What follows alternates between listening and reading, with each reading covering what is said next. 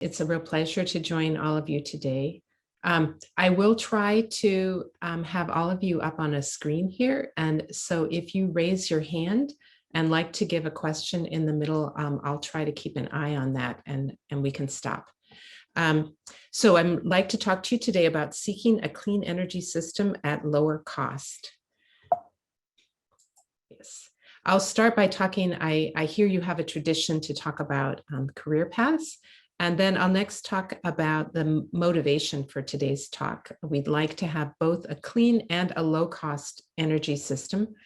And I'll show how solar has been remarkably successful in meeting that low-cost electricity that we're looking for. Then in the next part of the talk, I'll talk about what we do when the sun sets. And one of the things we do is storage. And then what about transportation and heat? We need more than just electricity. We need to run our entire energy system.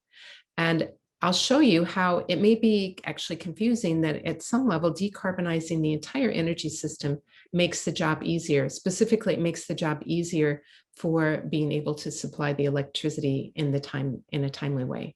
And then I'll conclude about how renewable energy plus those complementary technologies paves the pathway to a low-cost energy system. So I grew up in a little town in Defiance, Ohio. Probably none of you have heard of it before. Defiance isn't too far from Alliance, but most people haven't heard of either of them. I did my bachelor's degree in chemistry and in physics at Manchester College in Indiana, which is just about an hour or two's drive from Defiance. So I didn't go very far from home there. That was back in 1979, which was probably before many of you were born. I went to graduate school at Harvard University, graduating there in 1985 with a degree in chemical physics. And then I went to, at that time, it was a Solar Energy Research Institute, but it later changed to be the National Renewable Energy Laboratory in 1985 and stayed there until 2017, studying a variety of things on solar energy research. And I'm going to go, in the next couple of slides, I'm going to go into more detail on some of this. And then finally, in 2017, I moved here to California. I'm at the University of California, Merced, now studying how to get to a low-cost energy transition. So when I went to Harvard and transitioned there from Manchester College to Harvard, it was a big challenge for me. You may guess that, so Manchester College, you probably never heard of it, is a school of about 1,000 students, and most of them did not go to graduate school. I was kind of the anomaly there. And so then when I landed at Harvard University, I was essentially at the bottom of the class in terms of the preparation. There were other students there who had come from Princeton or wherever, having had, say, graduate level courses as undergraduates. They were much better prepared than I was. So it was a real struggle at the beginning. But then in terms of the research topic that I got involved in, it was just after the time of the OPEC oil embargo. And some of you may know about OPEC, but some of you may not. At that time, it was a household term because OPEC is the Organization of Petroleum, can I get it right? It's the petroleum generating countries. And they had gotten together and decided that the prices of gasoline or prices of oil were not high enough. And so they made an agreement to withhold the amount of oil that they would produce for the world. And that drove the prices up, and it meant that there were shortages everywhere. And so Roy Gordon at that time had looked at, well, this is a problem and maybe he should work on it. So he came up with a vision of how you could make a low-cost solar cell by depositing all the layers of a solar cell on glass before it cooled from the float line. And I don't know how many of you are familiar, the way glass is made. Glass is taken by pouring the molten material that solidifies into the glass and pouring it onto a molten tin bath. The tin is a liquid, so it provides a surface that's very smooth. And when you pour the molten glass onto it, then it makes a very smooth surface. And as it cools down, then it will come off of it as a, it comes off as a sheet. And So it's going to be at a very high temperature. And as it cools down, if you take that sheet, you could potentially deposit all the layers of the solar cell before it even gets cold, which you can imagine could give you a very low cost solar cell. So this was a project that I thought was really exciting at that time. This is back in, say, 1980. But I wanted to raise this. I think a difference between my career path and the career path of a lot of others has to do with the transitions. And I think I learned this from Roy Gordon. Now, Roy Gordon had been, he was and still is a theorist. He became famous. He's one of the few people who came into Harvard University as an assistant professor and was promoted into a tenure position. Harvard usually prides itself that they don't tenure most of their faculty. They end up bringing them in and having them go someplace else and then maybe tenure them later on or something. But he was one of the few that went straight through, but he did that all on theoretical work. And so when he looked around at the world and said, here's a problem that needs to get solved, it didn't slow him down that he didn't have any background on how to grow solar cells. He just said, well, I see something that needs to be done and I'm going to do that. And that ability, or that maybe you could put different labels on it, but the idea that a researcher will take where they are now and say, well, I'm just going to head into a whole new field and see what I can do there. It actually is at some level quite frightening, to be honest. But at the same time, it's very exciting. I'll come back to that in a little bit. So when I left my graduate degree, I went as a postdoc to the Solar Energy Research Institute. As I noted, it changed its name later on to be a national lab, but at that time it was an institute. I was a postdoc for about 1 year. I continued the work on the thin film solar cells that I had been, but then after 1 year, I was really fortunate that a staff scientist position opened up. I bid on that and was hired into it.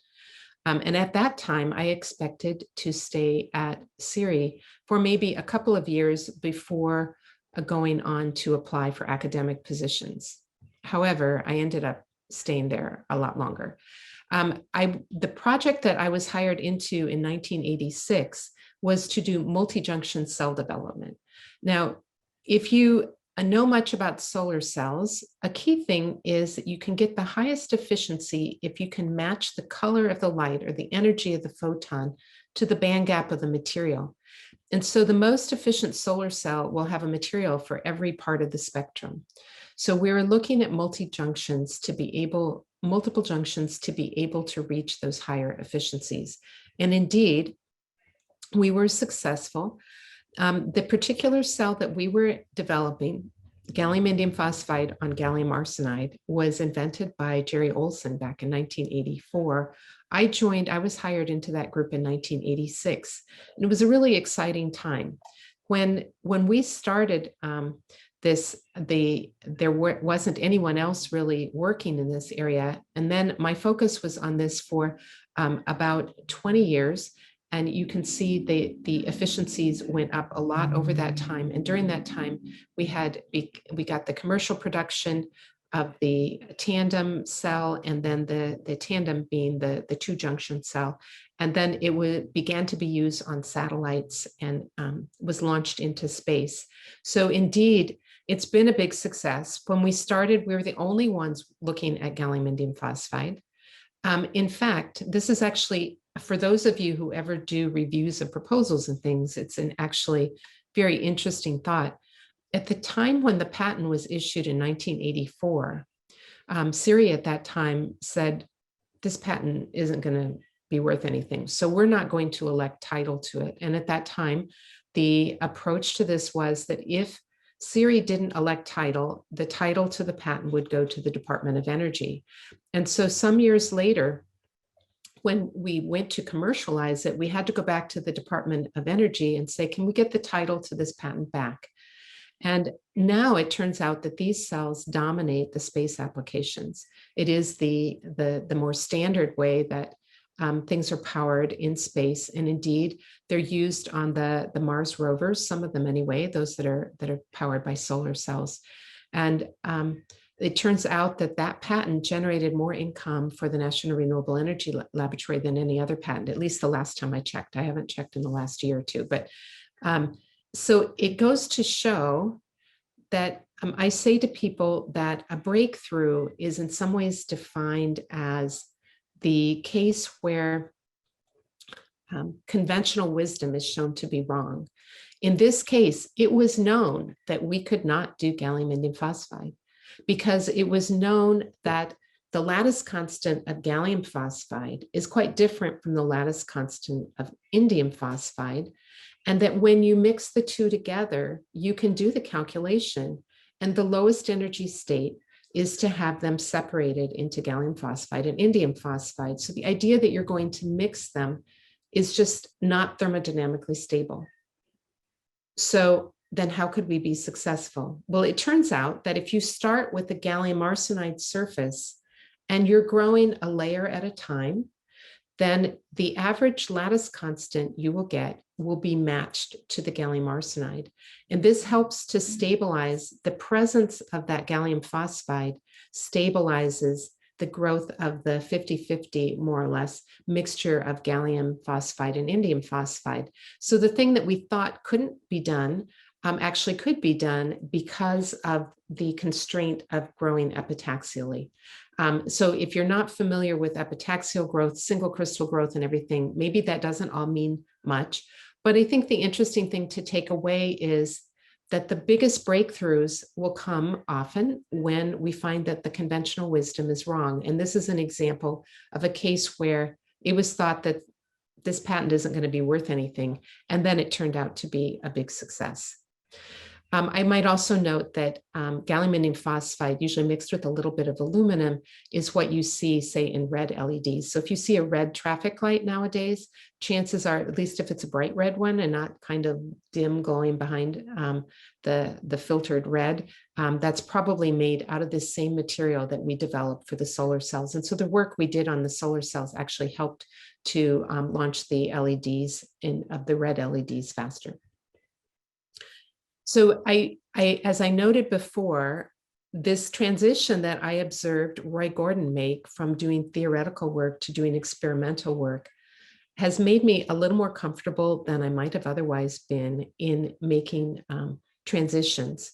So what I observed was we were making good success. I showed you in this that the efficiencies, the concentrator photovoltaic development here, the efficiencies actually got above 40%. And when the efficiencies got above 40%, I was like, well, we've kind of done a good job here. What's going to happen next? Don't we need to get this out into products if it's going to be used by the world? And so I went and talked to the group at the National Lab that was working on putting the product into the field, the reliability group, and said to them, why don't you study this? And they essentially said something like, we're busy, go away. So I said to my boss, am I going to have to make a career change just to change the direction? Because what you see nowadays, you'll find people change career directions faster. But in those days, without the skills that we have, the capability we have with computers, with the internet, now you can do a Google search, you can do things. When I was in graduate school, if I wanted to do a literature search, I went into Chem Abstracts, which meant getting a book that was about 4 inches thick, maybe, hauling it off, opening it up, going through, looking up the places, then I would find the reference I wanted. Then I would go and I would find that journal, which was another book that was probably, weighed 5 pounds or something. I would open that up and then I would take it to the photocopy machine and I would make photocopies. So to get to copy, 5 papers probably took me a good hour. Now, if I want to get copies of 5 papers, I can do a search and download the PDFs, and I'm done in like 2 minutes. So technology research is just going faster now than it used to. So people would spend an entire career, 30 or 40 years, looking at the same research project, just trying to get it to the point where they could really thoroughly understand it. But what I observed Roy Gordon do of transitioning from theory to experiment made me a little more comfortable. In 2007, I transitioned from studying the chemistry, the material science of how you grow these multi-junction cells, to looking at PV reliability. And here, PV stands for photovoltaic. I try to remember when I'm talking with people who maybe aren't so familiar with it to say solar, but you'll probably see in my slides here and there it slips in. PV, effectively photovoltaic. You can also have solar thermal, but today's industry is mainly a photovoltaic, a form of solar. And then in 2017, so this was actually a difficult, what I had said to my bosses, how about you make me be a technician in this group, and then I can work way up and figure out how they do things over there. And instead, they made me manager of the group, which was like, whoa, I don't even understand what these words mean. It took me a while to get in to understand what's the difference between quality assurance and accelerated testing and lifetime prediction and reliability. Reliability is different than quality assurance. I thought they were the same thing, but they're different. Learning that transitioning into a whole new research area is exciting, but also quite scary. And then in 2017, I transitioned here to UC Merced, leaving my NREL studies at NREL. And when I got to UC Merced, my first question is, well, what should I work on? And I spent probably 2 years trying to understand what capabilities UC Merced had and evaluating both the skills that I had and the research topics that needed to be tackled. And I've ended up now, I landed a grant from the California Energy Commission that's over $1 million to study the value of long duration energy storage. And I'm most interested here in helping identify how we can do a low-cost energy transition. If you haven't been to Merced, we welcome you to come. This was a picture that was taken back in 2018. There's been a lot of construction. During the pandemic, they finished all these buildings. If you come on campus now, it's like a brand new campus. So it's really fun to be there and be part of a university that's growing. So moving on then to the next part of the talk. I'd like to talk next about the motivation of both clean and low cost energy, solar, and how solar has been remarkably successful. So, you know, some people will say, you've heard a lot about moving to clean energy. You probably heard a lot about both the clean and the low cost energy, but there are some people out there who will say, climate change is such a serious threat that we need to make the transition no matter what it costs. But the thing I'd like to convince you of is that it has to be, for us to be successful, we have to do it in a low cost way. And the reason for that is that energy is a foundation of our world. Our goal is the clean and sustainable energy, but it must be low cost. And the reason is that low cost energy reduces the cost of most everything in our lives. And if the energy prices go high, it will affect the economy in many ways. So for example, here you see the price of oil plotted as a function of year. And you can see that back in 2008, now some of you maybe were young enough to not be paying attention. Many of you were around. The 2008 is viewed as a banking crisis by most people. But it's interesting to note that these high oil prices came at just that time. And so we know high oil prices can lead to a recession. And indeed, for example, here is an article that was published about how the Great Recession was actually an oil crisis. And you can see based on these numbers how that's not totally implausible when the price of the foundation of our industry, think about our world. If you go, it's not just you go to buy gasoline to put in your car, but you buy the truckers delivering the product to the grocery store or to wherever you're looking at shipping things around. It affects the price of everything when the price of oil goes this high. And so what can happen here is that if the price of energy goes up, it can cause a recession. And so if the energy transition turns out to be expensive, it will cause a recession and that will slow the transition. So conversely, if we want the transition to go fast, we need to make sure it's low cost. And in fact, if you think about it, If we can get it so that the cost is actually less than the conventional cost, then the transition just goes very naturally and will go very fast. So indeed, this is what's happened with solar. It can demonstrate how this can work. Solar has grown faster than was expected. Back in 2002, you can see that the cumulative PV, and again, this is solar PV capacity, was projected to be very small, not big enough to do anything useful to the world. But what you see is that the historical numbers, what actually happened is it grew faster than was expected. And each year when the projections come out, the projections have ended up being higher. So solar grew much faster than pretty much all of the projections. These are the World Energy Outlook scenarios, many of which are looking at the scenarios that they would project would occur if they developed new policies or looked at sustainable development. But even then, they weren't projecting that solar would grow as fast as it did. And it wasn't just the World Energy Outlook that was low. Even others that were very much pro-solar were projecting much lower numbers than this.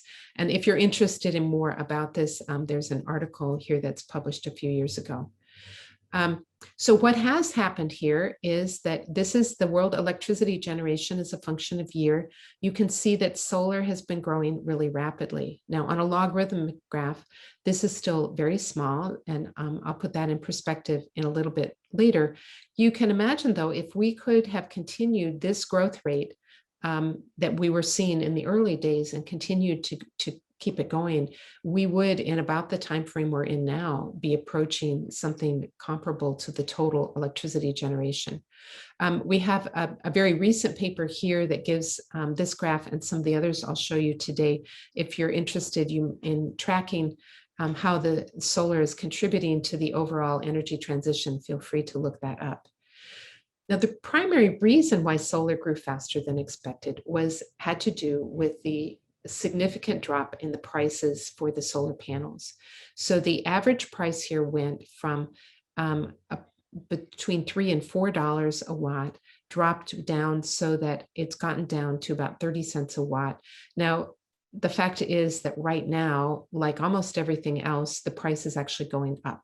The price is going up because of tariffs. The price is going up because of the supply chain issues that we're seeing across pretty much across the entire economy now with coming out of the pandemic. But if we can get back to a more normal kind of situation in the markets, we have seen modules being sold for 22 cents a watt or something. You can imagine that the predictions you make for the growth of solar when it's more than $3 a watt are very different than when it's about 30 cents a watt. And the lower prices caught the world by surprise. You might think about this is actually an interesting thing to study about why the prices came down so much faster than had been expected and how they're continuing to come down as long as we don't have supply chain issues like the pandemic. But the point being there, if you can get the price way down, you can make the transition go much faster than what we might project today. Indeed, the prices for solar, as shown, solar can be very low in cost. Here is, as far as I know, currently the record price that we've seen out there is about 1.5 cents a kilowatt hour. I bet that's a lot less than what any of you are paying for electricity in California now. Now, this is a record low price in Saudi Arabia, where they've got a lot of land there that is readily available with lots and lots of sunshine. So I'm not suggesting that we can duplicate this in California right away. But the Department of Energy tracking this now would say that we've reached less than 6 cents a kilowatt hour. For their standard is calculated for a location in Kansas City. And they're now targeting to get that down in Kansas City to 3 cents a kilowatt hour. So this would be that for larger size projects here in California, we should be able to be down to a few pennies per kilowatt hour. Trying to understand now, how can solar be small and also big at the same time? So we have this set of pie graphs. Again, this is just published. You can get to it using this QR code if you're interested.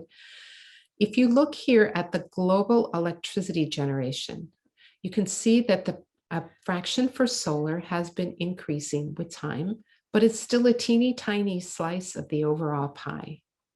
Now, on the other hand, if we look at the capacity for generating electricity, so this is the amount of electricity that's generated. The capacity is if we turned on all the plants at the same time, how much electricity could we be generating? And what you can see is that the fraction for solar is more. And it's an interesting to think about.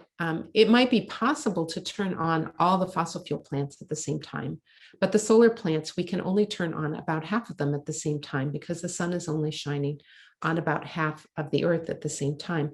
So the amount of capacity we need for solar relative to the amount of electricity that gets generated has to always be bigger.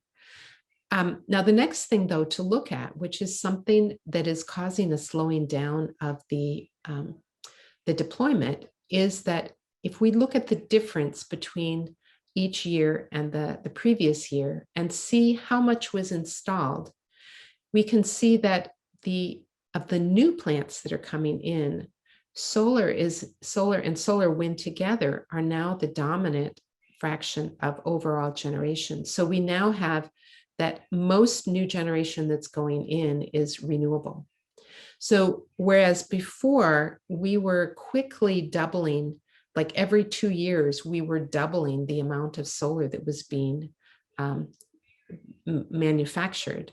If we now double this amount of solar, the question is, where will it go? So we're now at the state where for solar to grow faster or to even just sustain the previous growth rate we've had, we will now need to either shut down the current plants that could continue to operate, or we need to electrify the transportation so that there's an increased demand for electricity, so that there's a need to install more solar. So I'll come back to this kind of point later, but the point of this slide here is that solar is small. It's only generating a very small fraction of the world's electricity, but it's actually a large fraction of what's getting installed. And one way to think about this is if you're thinking about electric vehicles, the number of electric vehicles on the road today is a small fraction. If today we started selling only electric vehicles, it would take some number of years before the population on the road would be replaced with those electric vehicles. And with solar, we're in that same situation, that because the lifetime of the systems that are being used to generate electricity can be decades, even if all of the systems going in today are renewable energy, it could take 40 years or so to replace all of that generation with renewables so that these pie charts at the top reflect all renewables and look like the ones at the bottom. So there's just a delay in it, and solar being still very small, but it's big in the sense of that it is already dominating a lot of the new installations going in. So in the next part of the talk, I'd like to talk about what do we do when the sun sets? And storage is an obvious part of that answer. Question is, can we have too much solar? This is the generation that was reported by California for this day, April 3rd this year. And I apologize, I seem to have lost the date that I had on there. If you look at this, the green part is the renewables. And this part here is wind and geothermal that comes during the hours of the night, both starting from midnight to the time when the sun rises.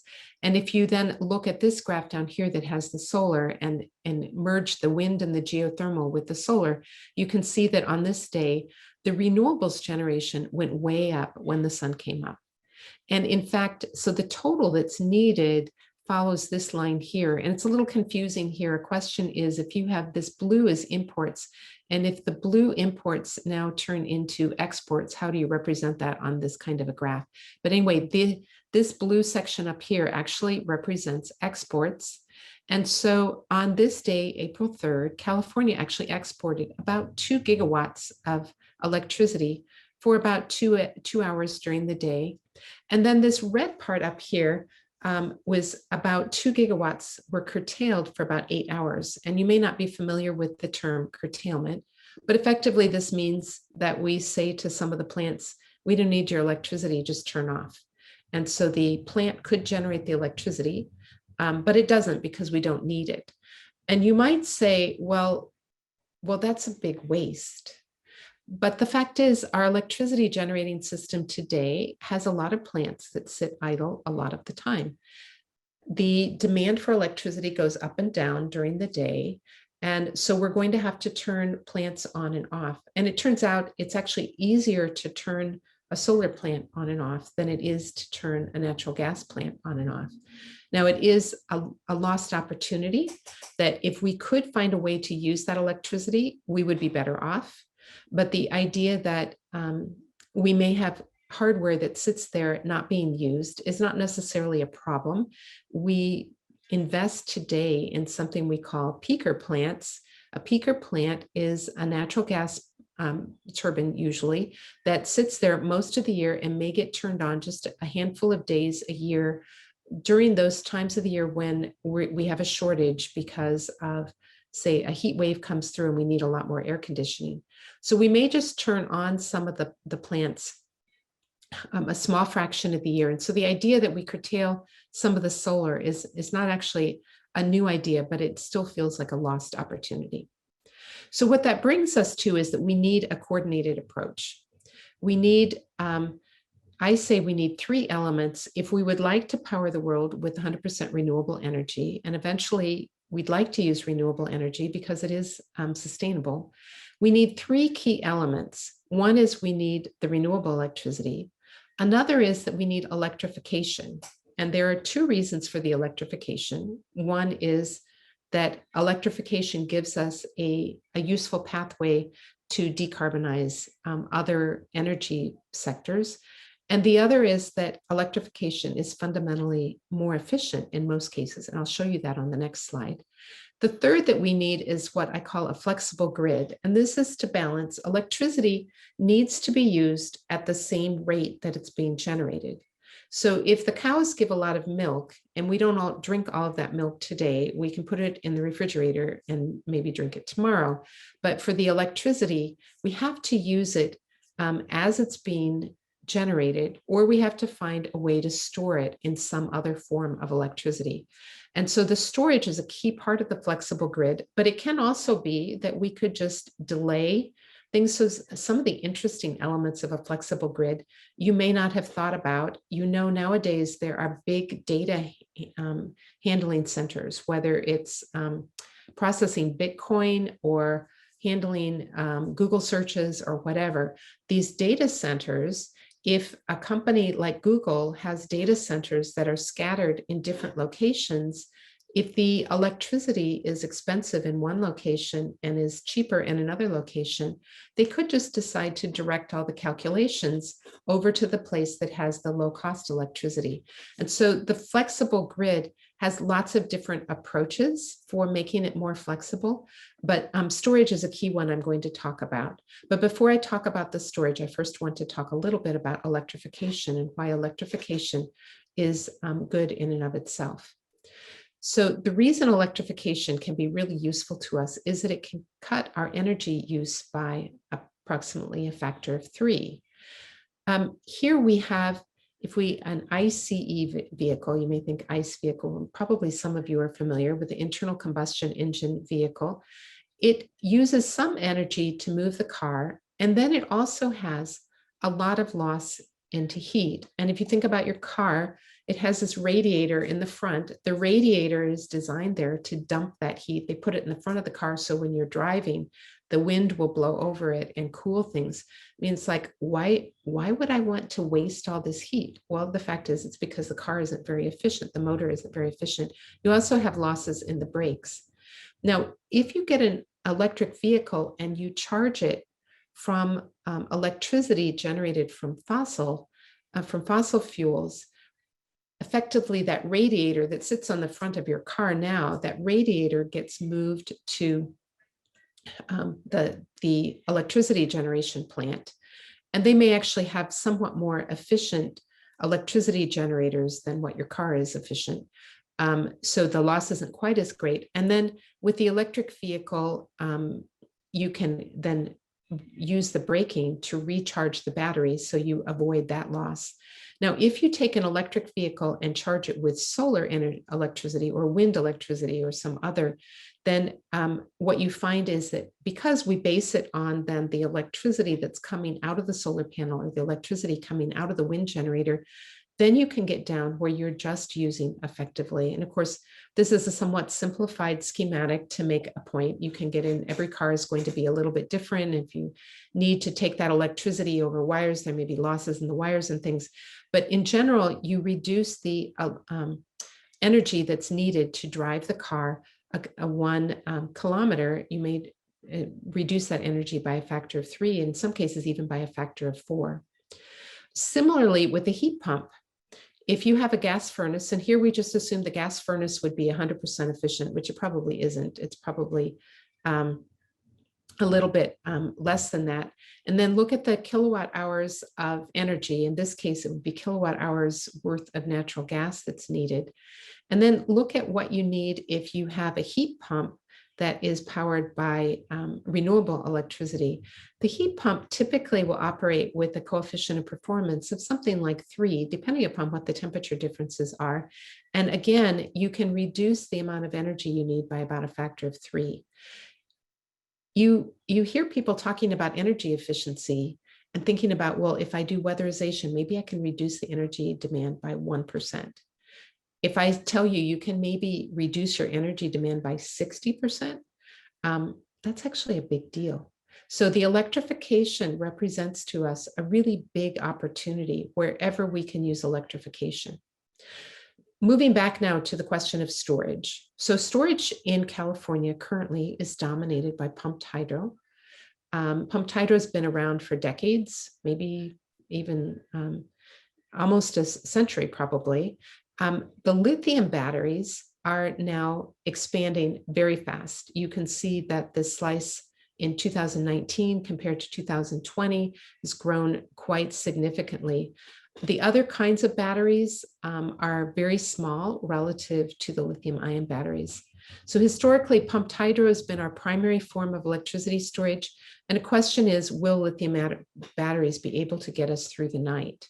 We see that the lithium batteries are growing very fast. This graph, which came out of the EIA, showing the lithium batteries, the battery storage cumulative with the new indicated by this lighter red color. And you can see how fast it's growing here, very fast. And a large fraction of that is going into CAISO here in California. So question is, will lithium batteries solve the problem? We would need to have about 100 times the number we have today in order to just get us through the night on a low wind night. So we have a long way to go there. It's not clear whether, I mean, it may be possible to get to 100 times where we are today, but we're already looking at the supply chain, looking at where will we expand our sources of lithium that fast to get up to 100 times the amount we have today. So question is, can we come up with scalable storage that will be even lower cost? And I should say lithium batteries have come down a lot in cost. It's been a really important development there. What do we need to get to scalable storage? So what if we could store electricity or the energy from that electricity in things like water? We're already doing that with the pumped hydro. Can we store it in air or in rock or in earth or in combinations of these? The approach is we already have the water and gravity, but there's also compression. And we do have a couple of plants around the world that have been working on compressed air for some decades. We can also use thermal. I could give you a full hour talk just about options for storage, but I've chosen here today 4 that I think you might not have heard of and that you may find to be very interesting. I think they're interesting because they're quite scalable, and I'll emphasize that as I go through. So the first one is liquid air. And in particular, I'm highlighting here a company called Highview Power. Compressed air storage has been demonstrated at large scale. And in fact, as I mentioned just a moment ago, it's been around for decades. What they've done is to use caverns that were salt caverns. And if you dissolve out the salt, then you can get this cavern underground and then you can store the air there. But not every location has a big salt cavern underneath of the surface there to use. So it hasn't been scaled very much so far. But Highview had this interesting idea. If you take the air and cool it to be a liquid, it will take less space and it can be stored like those we use for liquid nitrogen. And probably all of you have seen a liquid nitrogen door sitting outside someplace. So the idea is you take electricity, you put it into liquid air, which takes much less space than the compressed air. And then later on, you can turn it back into electricity. And so Highview calls this their cryo battery. They advertise, and I'm not trying to endorse advertisements in general, but what they claim is that they can be cheaper than lithium-ion batteries if the length of the storage is going to be more than 4 hours. They're moving from a development stage into a scale-up stage, and they currently have more than 4 gigawatt hours of projects in the pipeline. And just to get some sense, so California at a low time, and like in the middle of the night, may be using 20 to 25 gigawatts. So this amount that they're looking at now might give us 10 or 15 minutes, say, of storage to be able to power the entire grid for California. So it's not a lot, but it's also getting up to the point where it actually could power the entire grid. A second option I wanted to describe is something that's a geomechanical pumped storage that's being developed by QuidNet Energy. What they do is to pressurize the water and pump it into a rock deep in the earth. And then, so they pump it down, that's stage one here. To charge it, they pump the water down. Whoops, sorry. Then to discharge it, the water comes back out and turns a turbine here. So what happens here actually is that the electricity puts the energy into compressed rock. Now, you probably don't think of rock as a spring, but actually anything you push on can be compressed. And if you push really hard on rock, you can put a lot of energy into it. And the rock is really cheap because it's down there and you don't have to pay for it, right? You just have to get a way to get the pressure down into it. Then later on, you can use that to get the electricity back out. And QuidNet Energy is leveraging the oil and gas industry expertise. So this is a really interesting thing that's happening. I'm meeting a lot of engineers who have historically worked in oil and gas, and they're looking at the world and going, this climate change thing is getting to be a little serious, and I don't know about my career in the oil and gas industry, and maybe there could be a way I could apply my skills elsewhere. And so if you talk to the engineers at QuidNet Energy, quite a number of them have come out of the oil and gas industry, and they're looking for ways to use their expertise.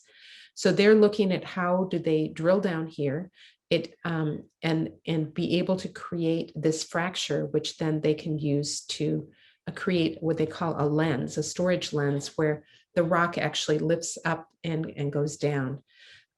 It also leverages the pumped hydro expertise because they're using the turbines that are used by hydro power plants now to generate electricity. They advertise that they think they can reach half the cost of conventional pumped hydro, which would be actually quite impressive, though it's somewhat difficult sometimes to quantify exactly what the cost of pumped hydro is, because in the first year it's very expensive, but in later years it can be much less expensive. The next one I wanted to talk about is advanced compressed air by HydroStore. In this case, they're doing compressed air storage using an underground cavern with a water bladder. So this is similar to where they had I described before, you can take a salt cavern and put compressed air into it. In their case, they go down and they actually, like they were making a mine, and again, you have some coal miners who are looking for jobs, they can have these coal miners come down and hollow out a cavern. And then they actually put water down. Now, you couldn't put water into a salt cavern without dissolving the rest of the salt. But here, they can use water as a bladder. So one of the problems is if you put a whole bunch of air compressed to a high pressure, and then you start bleeding that air off, if the pressure in the cavern goes down, down, down, you can't use that as well. But it turns out that the water pressure here, the hydrostatic pressure, because of the depth, pushes on this, and the water naturally keeps it at that high pressure that you're looking for. So they just pump the air down and let it displace the water then, and then going back and forth, they can use this at a constant pressure. So they can get a higher efficiency than what's historically been used. They leverage decades of experience with the compressed air storage. They also leverage decades of experience with mining. And also the oil and gas people who know something about rock down there. They're moving from a development into a scale up, and they've got a 6 gigawatt hour project planned to start in 2024. And we'll know more about them when that one comes online. The final company I wanted to highlight for you is OGwind. And they're looking at taking electricity and putting it into compressed air and water. They bury these tanks. This is under development for more than a decade, and they're just getting started with their first projects in California. And because I am running close to the end of the time, I won't go into great detail, but if you're interested in this, we can come back to it. So just to the primary point I want to say here is that there are technologies out there that are beyond the lithium ion batteries in terms of their scalability. Each of these 4 projects that or technologies I just described for you can achieve efficiencies in the range of 60 to 80%. They scale though by using air, water, and rock, which we have a lot of. So we don't, the challenges we have with the lithium batteries about, well, where are we going to get all this lithium from? Can we scale up our ability to extract that much lithium that fast? They use both of these, so you don't need to worry about there's enough air out there. Then also they're using existing hardware and skill sets. And this is a really important thing I was saying before about the energy transition and the importance of keeping a robust economy. If we make a transition happen by putting a lot of people out of work, that's a real problem. We need to create more jobs, and using some of those existing hardware and skill sets that we have out there allows them to shift their skill set to a new technology.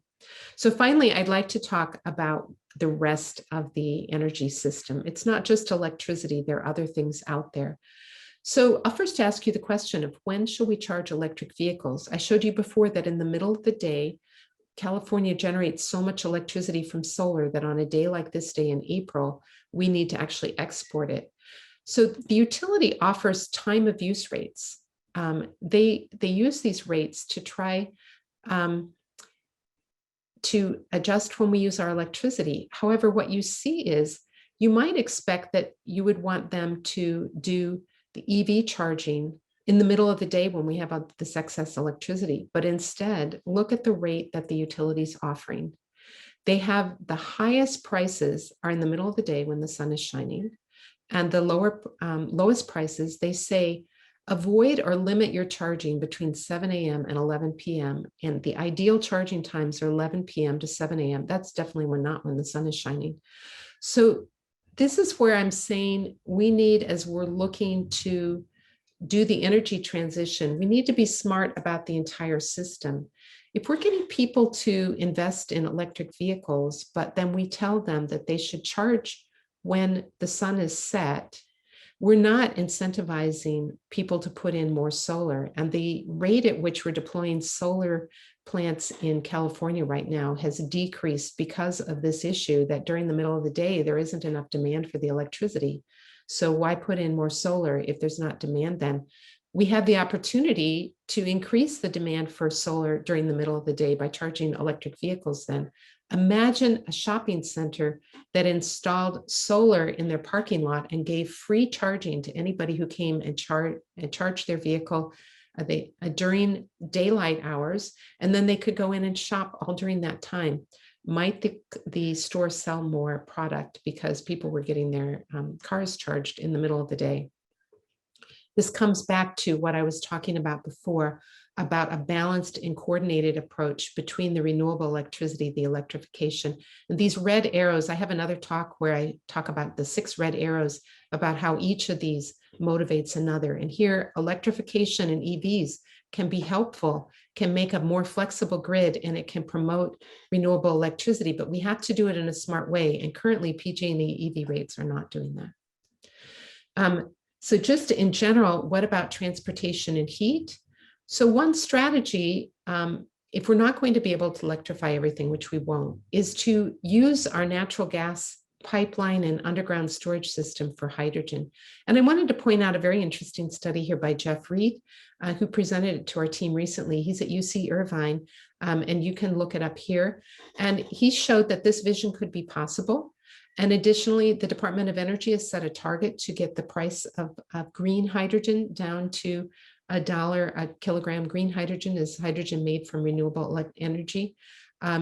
So we could very well be headed there. And the reason that this is useful to the grid, though, bringing it back to the electricity, is if you think about on this graph here, I have the monthly electricity. The black is the load, and this other curve is what you would get if you increase the solar generation reported for 2019 by a factor of 6. And what I would propose here is that if you generate that much extra solar, you could use that to generate hydrogen during the summer. And then during the winter, we can use the stored hydrogen. So what if we build enough solar to generate both the electricity we need to keep our lights on and our computers running, and also to make hydrogen? This gives us, when the sun shines, we store the hydrogen, and when we're short on electricity, we stop generating the hydrogen. This is like the biggest opportunity for demand management you can imagine. And then we can use the stored hydrogen during those times when we can't generate more hydrogen. So just finally, in conclusion, solar technologies dropped in price by a factor of 10 or more and has grown, so it's big enough that it's slowing its own growth. If we combine low-cost solar and low-cost wind, for that matter, with low-cost storage, we'll be able to provide low-cost electricity round the clock. But we need to be smart about how we do it to reach the lowest cost solution. And so the thought I'd like to leave you with here is the beautiful thing about renewable energy: the more you use it, the cheaper it gets, which paves a pathway to prosperity for the whole world. And I'd also like to thank both you as my audience, and also to my group and collaborators who are pictured here, my graduate students, some undergraduates, and collaborators on the CEC project. And also I'm very appreciative to the California Energy Commission. It's funding the work on the storage. So thank you for your attention.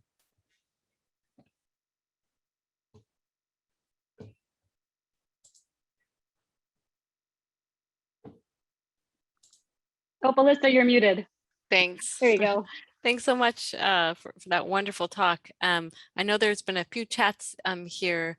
I don't think there were questions. I'm not sure there were questions, but what I'd like to do is start by asking for folks to use the raise hand function if you have questions, and we can hear in from the you guys meantime, in the order. I can respond to what's in the chat already. Southern California Edison is way ahead of PG&E in terms of their time of use pricing. So yay for Southern California Edison. They're headed a better way. And I should say, in general, I think California is doing really well. California's decision to keep net metering but tie it to time of use rates is a good decision. But the time of use rates are a little bit lagging instead of forward thinking. And there was a comment from Kevin about thoughts on using excess renewable energy to create hydrogen for energy storage and other heat-intensive processes. I mean, I think that this is a really important question, because the people who are doing the modeling we have here for the grid are often really thinking specifically about electricity, and like batteries. You store that electricity in a battery and it comes out. But how are we going to power airplanes? And how are we going to, and you can make a long list of things like, how are we going, if people have a natural gas furnace today, how are they going to heat their home? Will we be able to get them all to replace with heat pumps?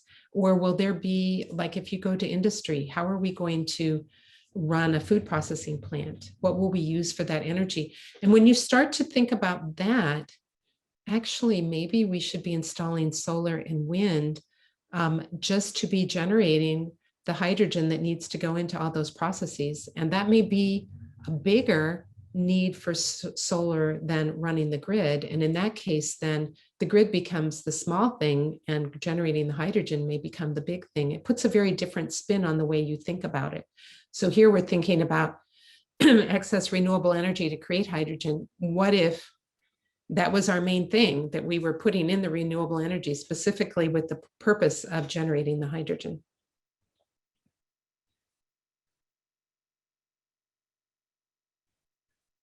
This is a quiet group. Yeah. Farhana.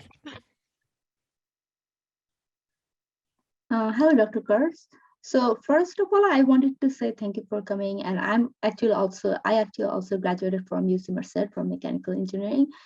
So, yeah, I mean, I am familiar with your work. So I found your the stuff you mentioned about energy storage with air, rock, and combination of them very interesting. But my question is this something that can only be applicable for like energy, or like, for example, like you meant, is it only applicable for solar panels or wind?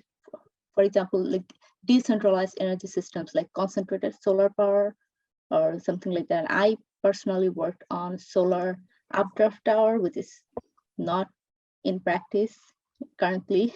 So is that something that can be used for decentralized energy system that is like in the middle of a desert and stuff like that? Yeah, so the ability to site these, so historically to put in pumped hydro, you needed to be able to put a huge reservoir to hold the water at that level and down. And to do the compressed air, you needed these salt caverns. But one of the useful things about these other technologies is that they can be sited almost anywhere. You are going to need a footprint, but the footprint for operating some of these is not that different from what the footprint is for, say, a regular power generation plant. They can be charged either directly from the grid, or you can set them, you could conceivably use these on a microgrid and use them to store the energy to keep the microgrid going. So whether you're looking at distributed or utility scale, each of these technologies has the possibility to be very useful. Thank you. So Ben, do you want to go next? Well, I'll defer. There was a follow-up question from Lucas in the chat that might be more applicable to your recent answer. So maybe we should go there first. Yeah, so there's a question, especially in California, there's the question about seismic concerns. So a key thing about understanding QuidNet's approach relative to fracking. So the purpose of fracking is to fracture the rock, make it porous, make it able to inject and get the oil or the gas out of that rock. The approach that I showed you, where you make the fracture, then they have a proprietary technique they use to seal that envelope, or what they call a lens. And then they pump the water down at high pressure.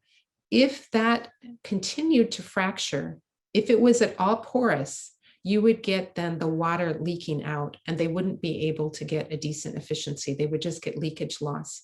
What they do is to very carefully make sure that they can seal that.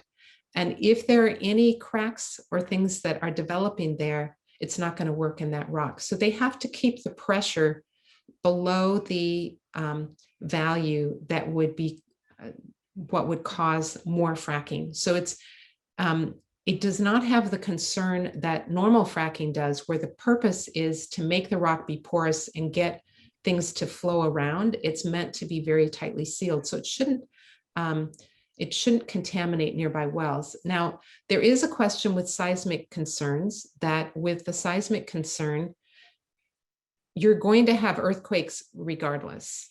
And so you could say that if you were going to have an earthquake and a butterfly lands and flaps its wings, it's possible that it could put you over that little threshold, the straw that broke the camel's back sort of thing. From that standpoint, we can't say that it wouldn't have an effect. But if it's not close to what was already going to be an earthquake, we would not expect it to be, because it won't work if it's operating in that range. Does that make sense? So it's a new technique, and they're going to have to find out about it. If they see the earthquake activity that you see with fracking, then that's going to be a problem. But my understanding is that they were operating in a different type of rock and a different type of pressure. see Lucas appreciates that answer.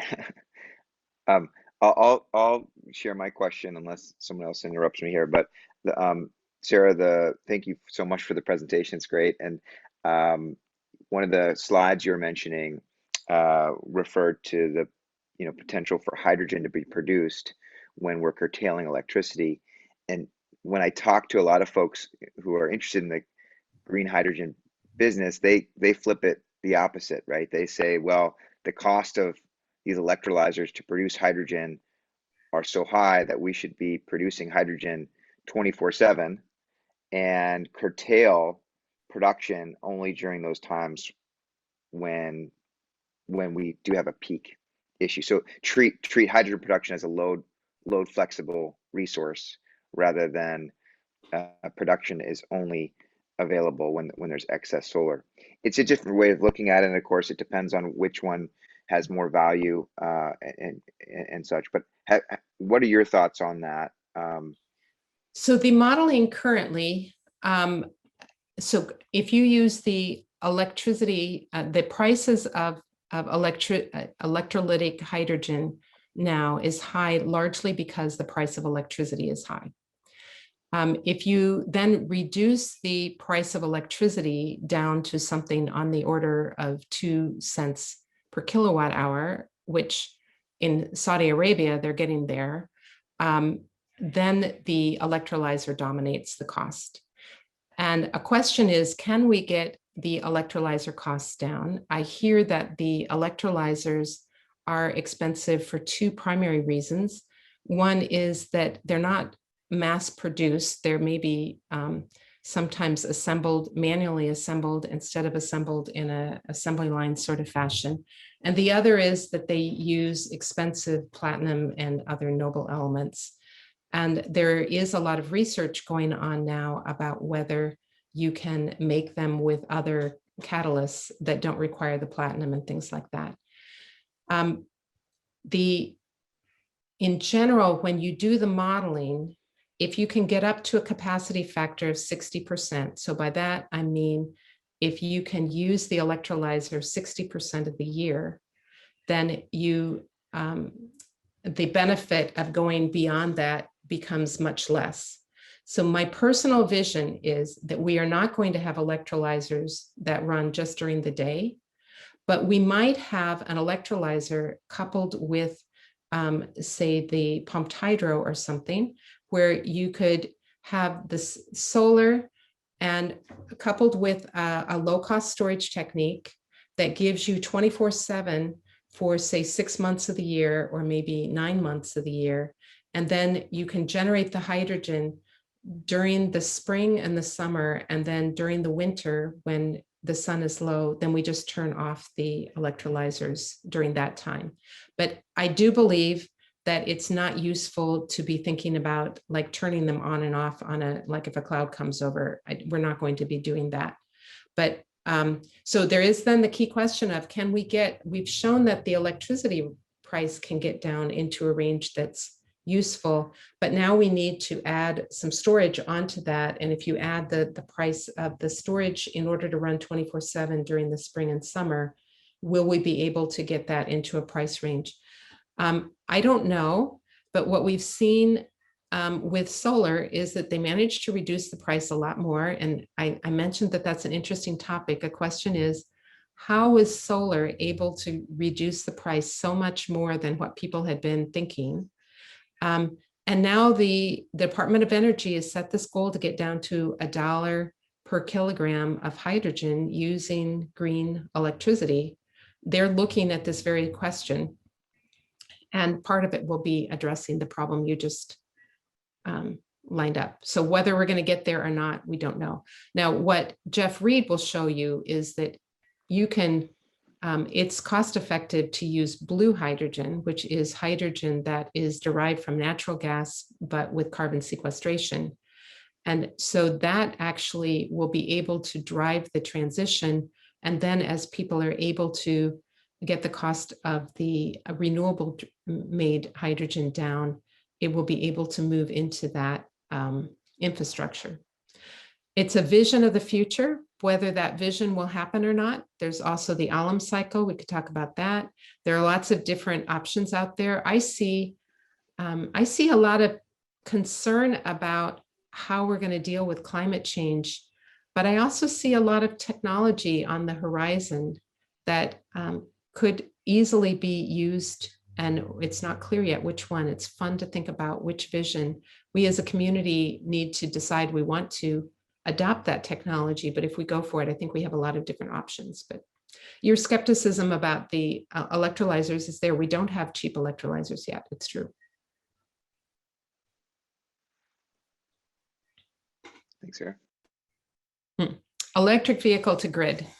I have very clear viewpoints on that. I just showed you that PG&E would have you charging your electric vehicle in the middle of the night, which the only way we're going to get that with a solar powered grid is if you take the solar energy, put it into a battery, and then charge your electric vehicle from the battery. So using electric vehicle to grid to help balance things means that we really need to be installing the chargers at places where the vehicles are parked in the middle of the day when the sun is shining. And we need to get our rate structure and try to figure out how to get people to do that. Currently, I don't see much evidence of that. You can look around and there are a lot of people who are trying to talk about charging your electric vehicle at night. When there's a lot of wind at night, that can work. But if we're in California here, we don't have that much wind and the solar is our primary thing. So we need to be charging during the day. So that's the first thing. However, I want to say that there are some really interesting opportunities about electric vehicle to grid. My favorite to talk about is what I call a peaker plant on wheels. I talked a little bit earlier about how we have natural gas plants called peaker plants that are designed to sit there the whole year and then just get turned on the few days a year when they're needed. Well, think about if you had a truck, or for that matter, I just recently saw an article like yesterday coming out of Lawrence Berkeley National Lab talking about trains. Let's say that the trucks or the trains would be driven by liquid hydrogen using fuel cells. You could imagine that a truck could go and fill up with, whether it's liquid hydrogen or compressed hydrogen, it fills up with the hydrogen. And then, the truck drivers have to take a break every now and then. If you had a crisis like what they had in Texas, you could have a bunch of truck drivers drive down, load up with the hydrogen, and then sit and inject the electricity onto the grid. They would need the fuel cell in their truck just to be driving the truck around, so they could use the truck all year round. But this way you would have the peaker plant on wheels could go to whatever part of the country is actually needing some extra electricity right now. It would disrupt the supply chain like what's happening right now. They don't have enough truckers to deliver goods, and that's backing everything up. So that's probably not a good thing. But in those cases where they could actually use the hydrogen with fuel cells to generate electricity during the winter, I think the electric vehicle to grid could work very well. The other time it works really well is for the school buses. School buses run in the morning, they run in the evening, but most of the day they're sitting there parked. And so during the day when they're parked, they can be charging. It has the potential, if you drive to work, you charge in, you plug in and charge during the workday, and then you drive home at 5 and then want to plug in at home and charge and run your cooking for your evening meal off of your vehicle, having charged it at work, maybe getting your workplace to give you free electricity. That could be a good deal, but I don't see us headed there yet. Right now, PG&E is saying, well, you can charge at night. Until we solve the problem to get people to charge when the sun is shining, electric vehicles are not going to be very helpful in with the whole grid. That makes sense?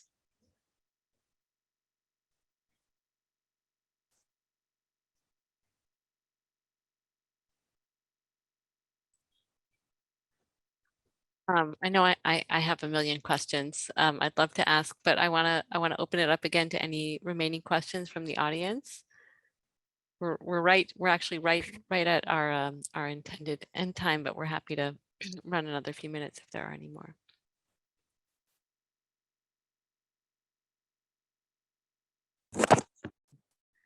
Hi, I had a question. I was wondering, you mentioned, or you in one of the slides, the new technologies are around 60 to 80% efficient. And is that something typical of like the storage technologies? I know that lithium ion is marketed because of the very high round trip efficiency. What are your thoughts on that? Would love to Yeah, hear so some. fundamentally, that is an advantage that the lithium ion batteries, some of them are running at 90% efficiency, but on a whole, they've been averaging more like 80% here in California. The other technologies with optimization, so pumped hydro it can be documented to be running at about 80%. It gets a little complicated sometimes if the reservoir actually accepts rain sometimes, then calculating what the actual efficiency is gets a little dicey. But so it looks like if you're using water to turn a turbine, you can operate at an efficiency that approaches 80%. But if you're using the air, it's more difficult. Now there is also the cycles that are using thermal tend to be lower. Some of them are at 50%. Actually, if you look at using hydrogen and you look at the round trip between generating the hydrogen and then taking the hydrogen back to electricity, which is not actually what I'm advocating in general, that can be even less than 50%. These technologies that I presented to you today are in a developmental stage. They've all been operating and there's some operational data, but it's not public data yet. So we're relying on what the companies are reporting. And that's always a little bit dangerous because they're always going to be reporting something that is going to sell their product. So I just want to be honest in the calculation, but it looks to me by our analysis that those 4 technologies I just showed you have the chance of operating between 60 and 80%. Thank you. Makes sense. Okay, and there are a couple more in the chat window. I want to know your thoughts on bidirectional charging of electric vehicles. So certainly, and that's back to the electric vehicle to grid. If, like for the school buses, if we can have them charge all during the day and then just operate a very short time in the morning and the evening, they would have extra electricity that they could then put onto the grid later on at night. Definitely being able to do that is useful. It will wear out the batteries faster. It's one of the advantages of some of these other technologies is that they don't wear out as fast as what the lithium ion batteries tend to. So it's very interesting. At this point, it's not clear to me that using the electric vehicles to interact with the grid, the most important time right now is for resilience. If the utility turns off your electricity, being able to take your car and be able to power your house from your car is actually a really attractive thing.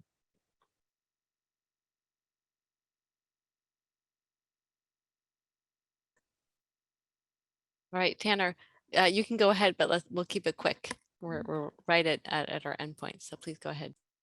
Thank you for fitting me in. I really appreciate the presentation. Quick question, and it kind of goes back to Superjeet. Does efficiency really matter in the grand scheme of things if it just comes down to scale of economy, right? We use solar panels commercially. They're like, what, 20% efficient when you look at a watt per meter squared of what the sun radiation is putting out. So, I mean, does it just purely come down to economics, or does engineering efficiency mean anything?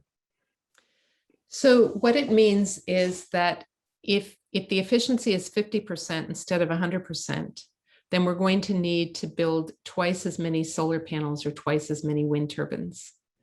And when you begin to look at the challenge of doing that, that becomes significant, a factor of 2. When we're looking at a scale that is so huge, it will be important in the end. But cost is more important. Cost is definitely more important than efficiency, but what you find is that in general, if it's not relatively efficient, there's probably going to be something else that will be lower cost. So the things that are efficient will have a cost advantage to start with.